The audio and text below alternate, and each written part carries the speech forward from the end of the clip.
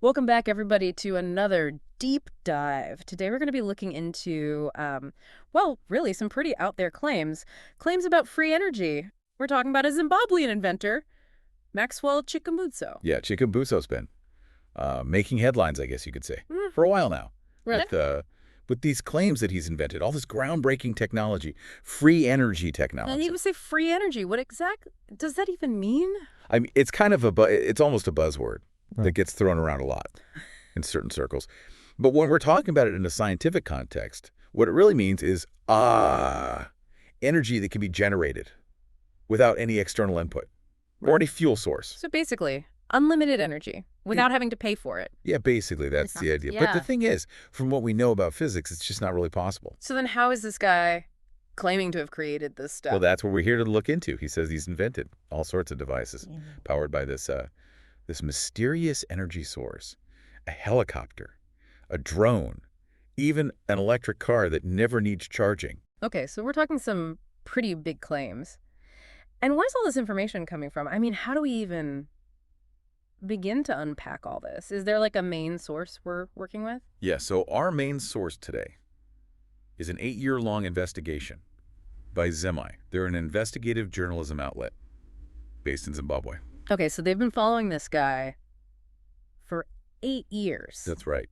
And their findings are pretty interesting, to say the least. Okay, so then, what are some of the key takeaways from Zemi's investigation? What did they find out about Chikumbutso?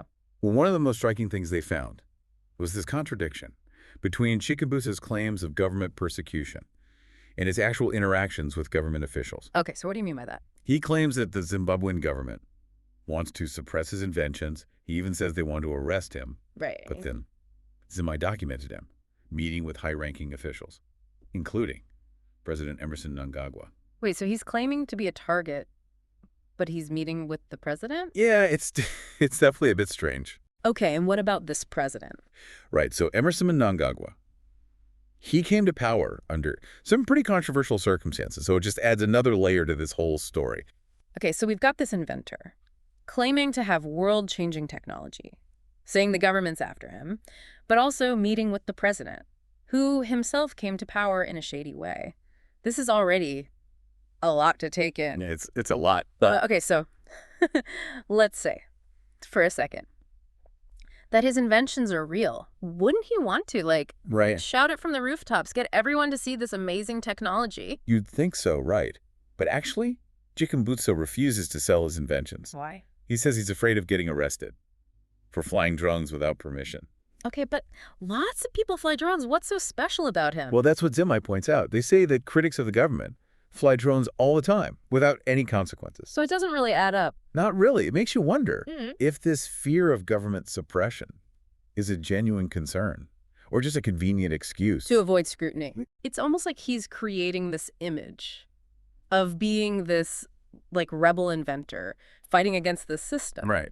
But if that's true, why is he meeting with the president? And why not just show everyone his inventions? Yeah, it's all very strange. And wasn't there something about American scientists validating his inventions? Oh, yeah, that was another interesting detail.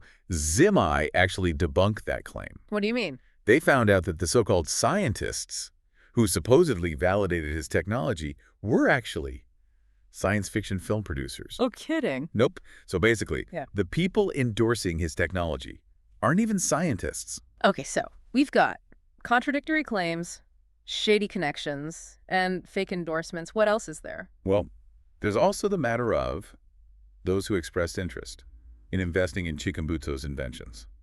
What happened? Well, there were 2 individuals who died under suspicious circumstances after they showed interest in sponsoring him. Wait, hold on. People died. Yeah, it's a very unsettling detail. Who were these people? One was an Angolan man who actually gave Chikumbutso $120,000, Wow.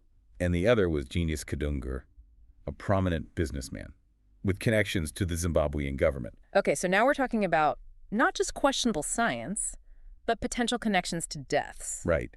And while we can't directly link Chikumbutso to any wrongdoing, these incidents definitely add a layer of intrigue and concern. Yeah, this is getting way more complicated than I thought. Yeah, it makes you wonder if these inventions are really genuine.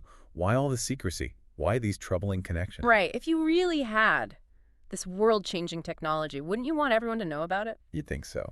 So I guess to understand that better, we need to look more into who Chikumbutso is connected to. Like, who are these people in his circle? Yeah, so digging a little deeper into those connections, things get even more questionable, I guess you could say, particularly when we start looking at Chikumbutso's relationship with Ebert Angel and Emmanuel Makandiwa. Okay, those names. They don't really ring a bell. So these guys are self-proclaimed prophets, and they were recently implicated in the gold mafia scandal.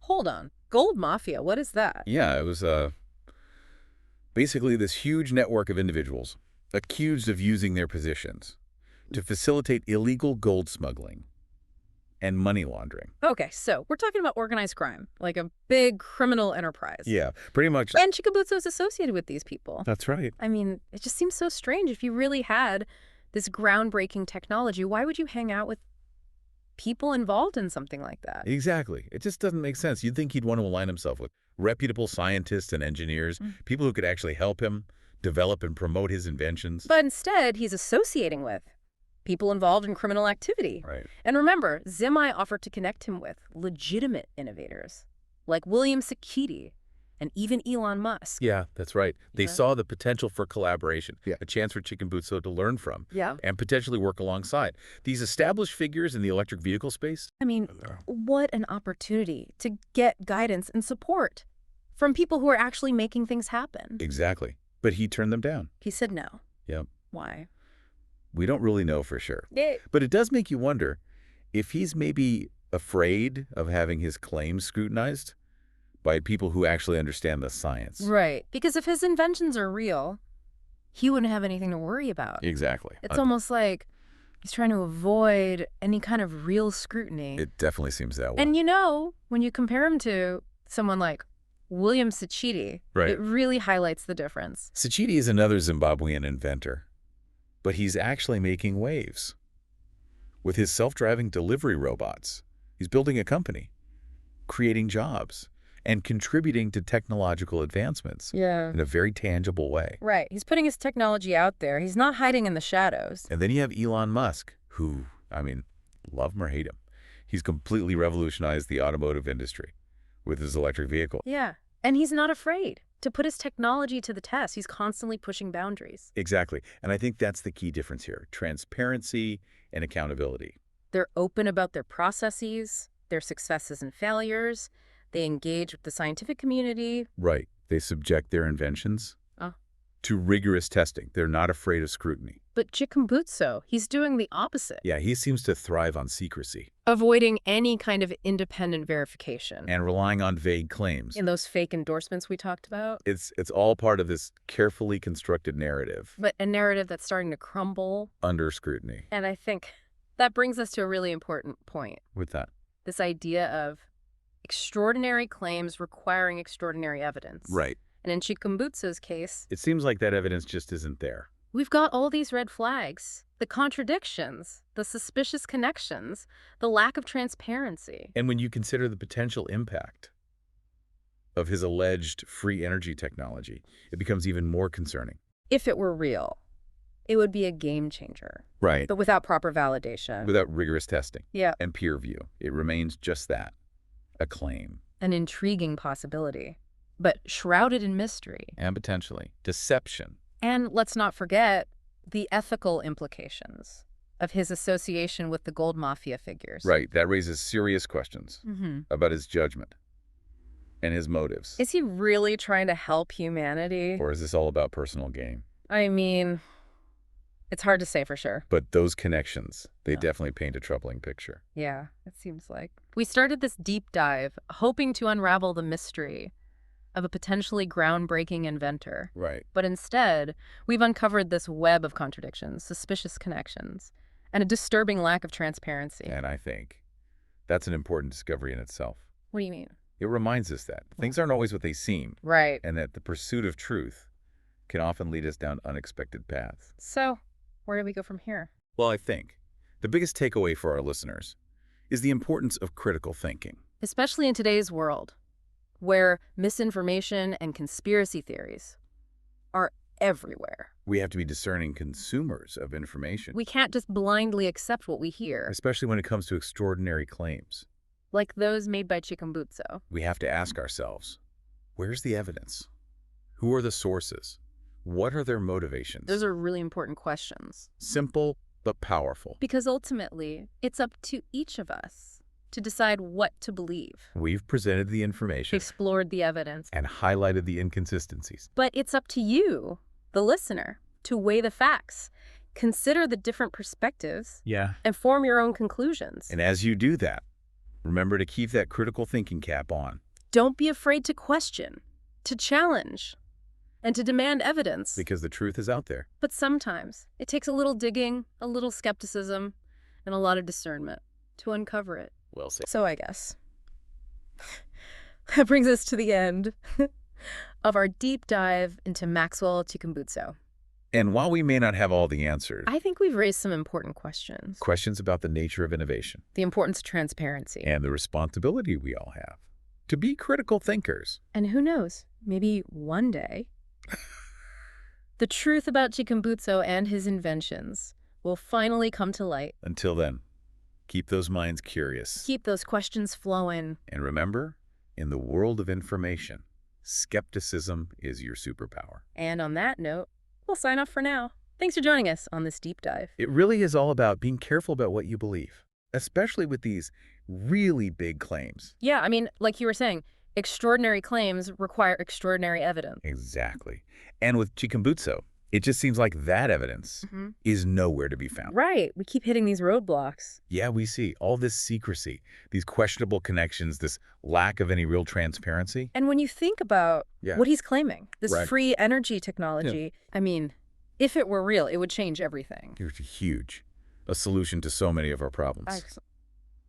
It's all just talk. Yeah, until there's some kind of Mm-hmm. independent verification, rigorous testing, peer review. It's just It's a possibility, a really tantalizing possibility, but still, just a That's possibility. and one that's wrapped up in all this mystery and intrigue. And let's not forget about the ethical side of things. I mean, his Okay. connections to the gold mafia. Yeah, that's a big red flag. It makes you question his motives. Is he really in this Yeah, to help humanity? Or is there something else going on? right. Is it all about personal gain? It's hard to say, Mhm. but those connections definitely don't look good.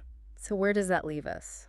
Well, Mm. I think we've done our best to lay out the facts as we know them, We've explored the evidence. highlighted the inconsistencies. And ultimately, It's up to each individual to decide what they believe. to weigh the information. Yeah. And come to their own conclusions. I think that's a really important point This idea of taking responsibility. for your own beliefs. Yeah, we can't just blindly follow what other people tell us, especially in today's world where misinformation is everywhere. We have to be critical thinkers. We have to question things, demand evidence. And be willing to change our minds when presented with new information.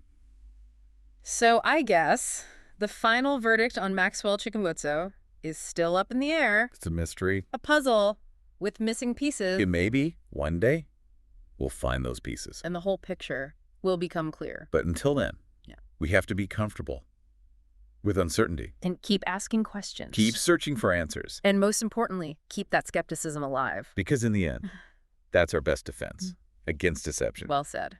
So I guess that brings us to the end of another deep dive. Thanks for joining us. And remember, stay curious out there.